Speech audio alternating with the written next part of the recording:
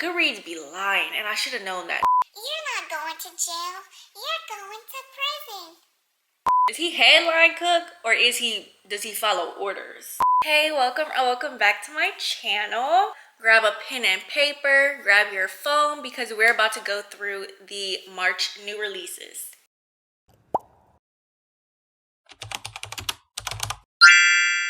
I have it pulled up on my phone because I have a Canva post that I'll post on Instagram tomorrow as well. But I also have my handy dandy laptop because it has my notes. Because y'all know I hate reading these long synopses, whatever. We're gonna go by the date of release. I did some research because I know there was one in my February release that was supposed to be released on the 27th.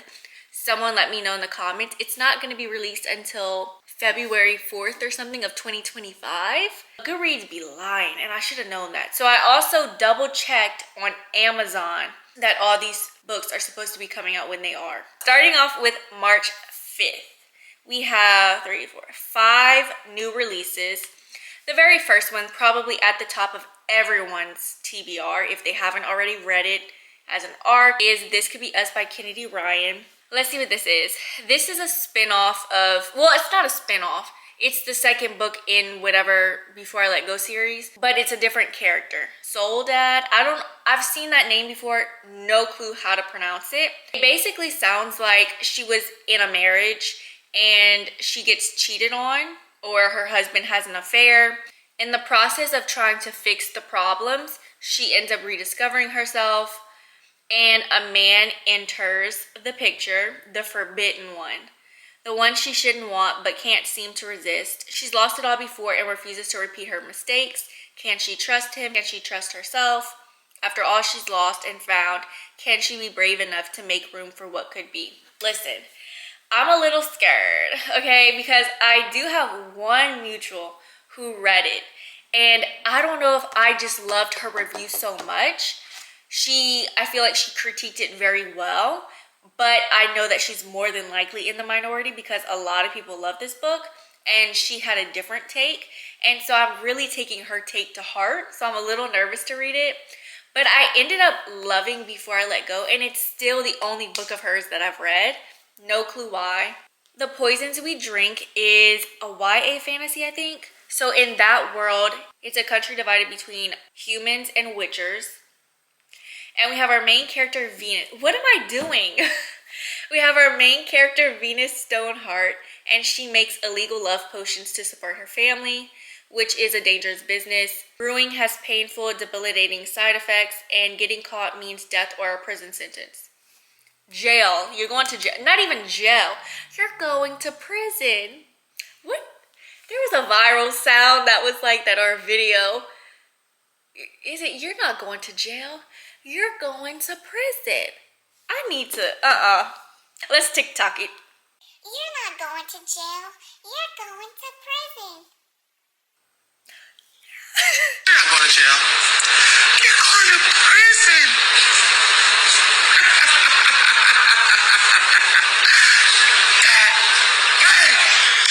That's my period. Period. Why do I look orange? Anyways, I love that sound. Oh wait, I need my Canva.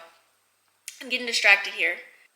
Oh yeah, or jail or prison. What she's most afraid of is the dark sentient magic within her. Her life implodes after her mom is killed. She's given the chance to go after the person who did it, but she has to brew poisonous potions to enslave DC's most influential politicians. Anita DeMonte Laughs Last. This is actually historical fiction. I'm dabbling in it a little bit. In 1985, Anita DeMonte, a rising star in the art world, is found dead in New York City. Her tragic death is the talk of the town until it isn't. Fast forward to 1998. I still wasn't even born yet. I was probably in the making, depending on the month. I was in the making. I was a thought. I was definitely a thought in 98. Raquel is a third-year art history student who is preparing her final thesis.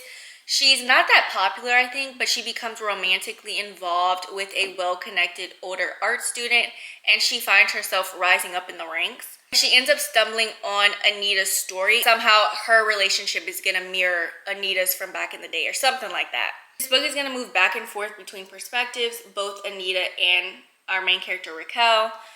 It says that Anita Damonte Laughs Last is a propulsive, witty examination of power, love, and art, daring to ask who gets to be remembered and who is left behind in the rarefied, no clue what that means, world of the elite. Women of Good Fortune, I actually got an art copy off of NetGalley, as now I'm part of HTP influencer program, whatever it's called.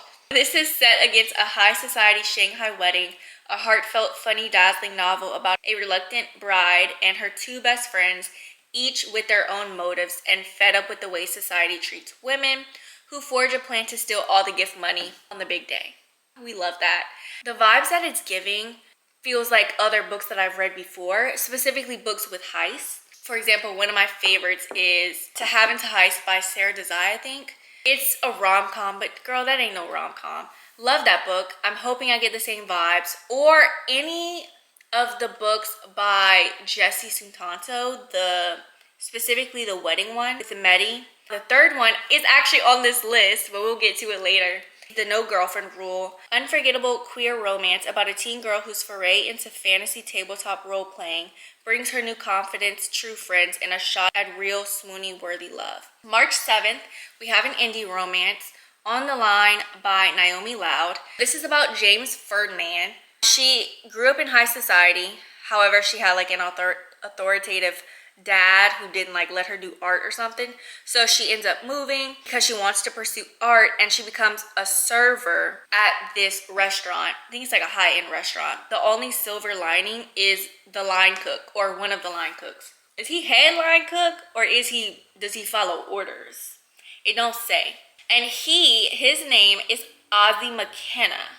He's described as being a tattoo jester with a Casanova reputation.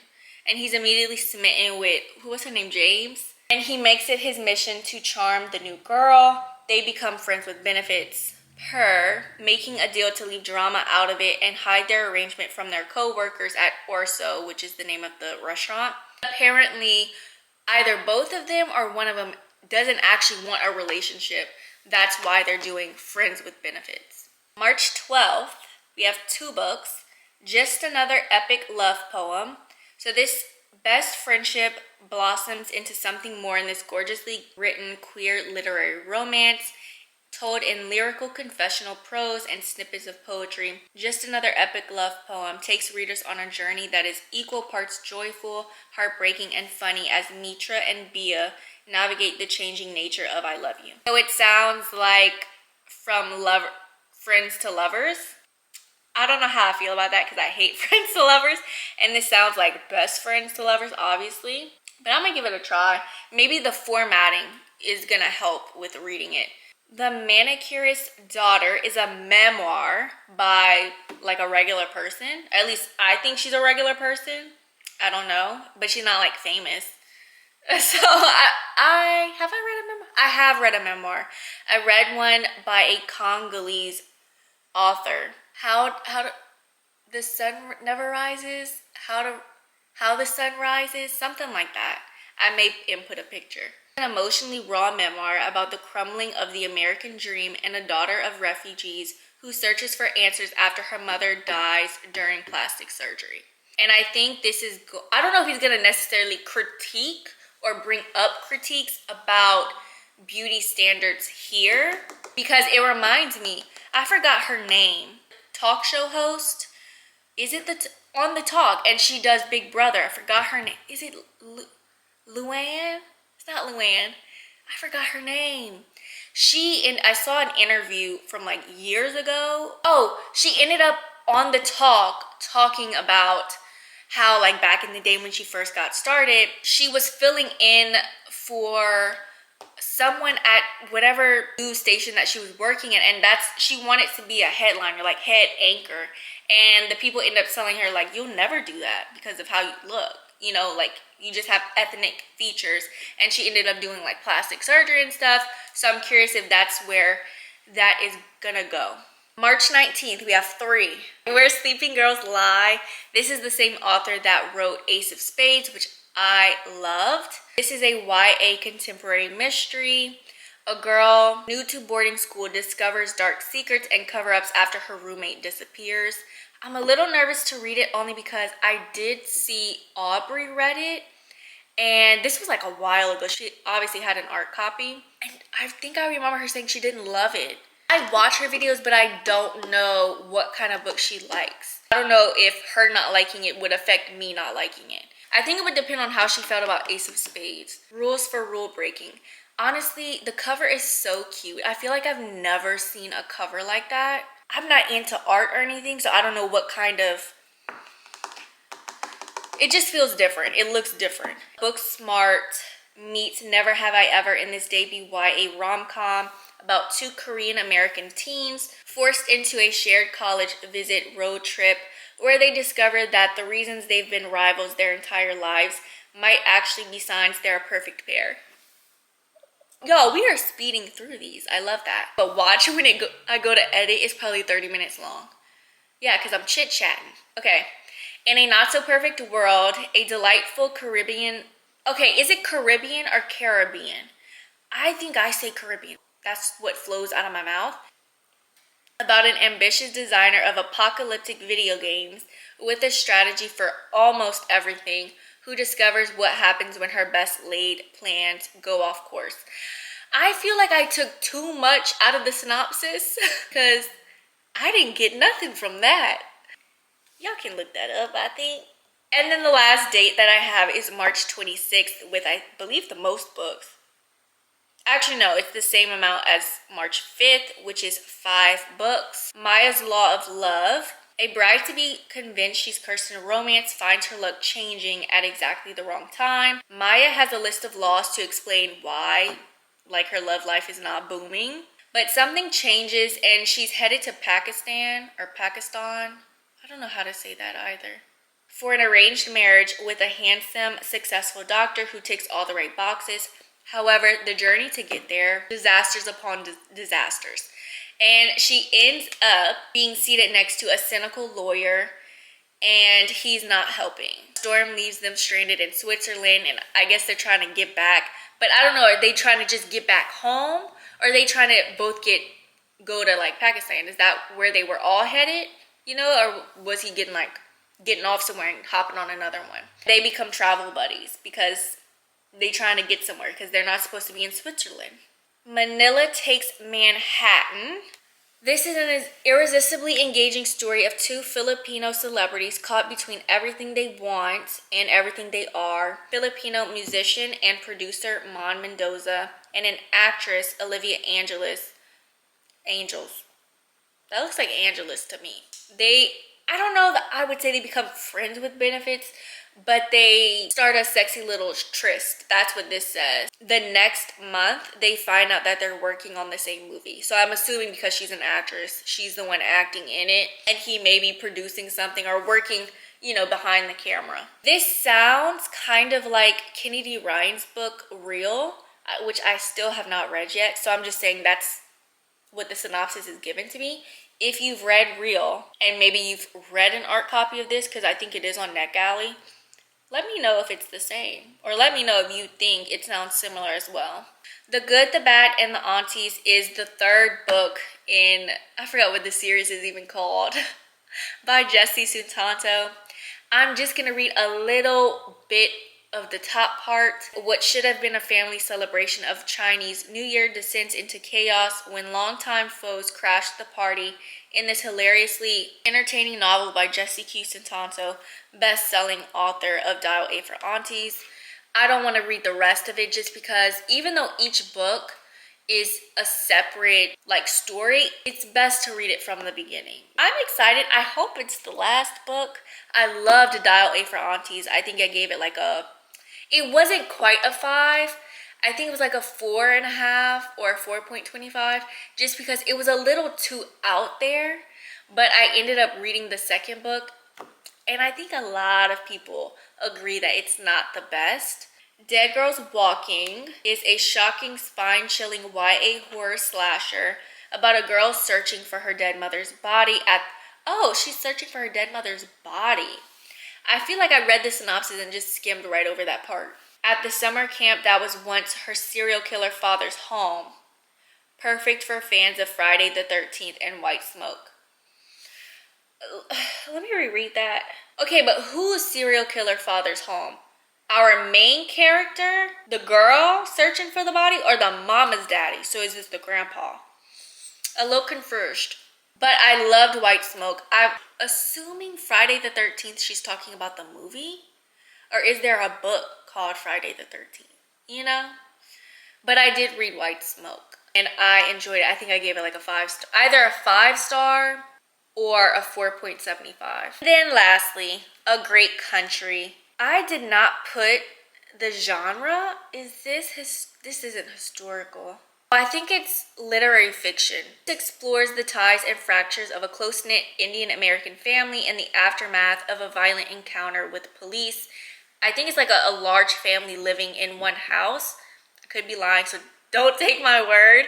And I think it's like the son ends up getting into this encounter with police. This is for readers of The Vanishing Half by Britt Bennett and Such a Fun Age by Kylie Reed. A Great Country explores themes of immigration, generational conflict, social class, and privilege as it reconsiders the myth of the model minority and questions the price of the American dream.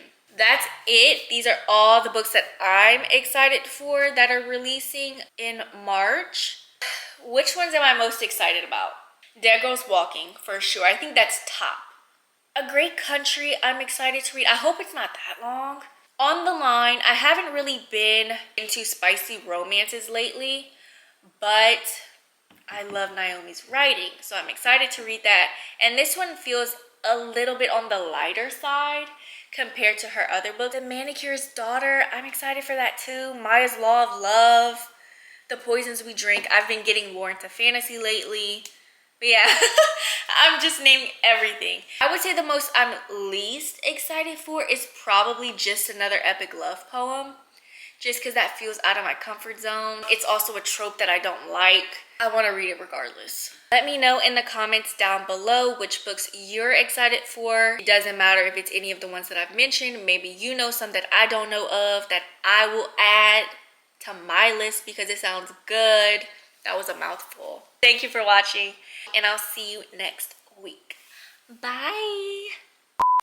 Okay, so I need to do my thumbnail. And I don't like the lighting. Oh, the lighting is so much better without that in my face. I think I might try and see how it looks over here. I know it's dark on this side, but I might like it better. Because this is where I was supposed to film anyway. Oh, I don't like my hair. And I can always move this part. I don't like my picture. We'll go with it.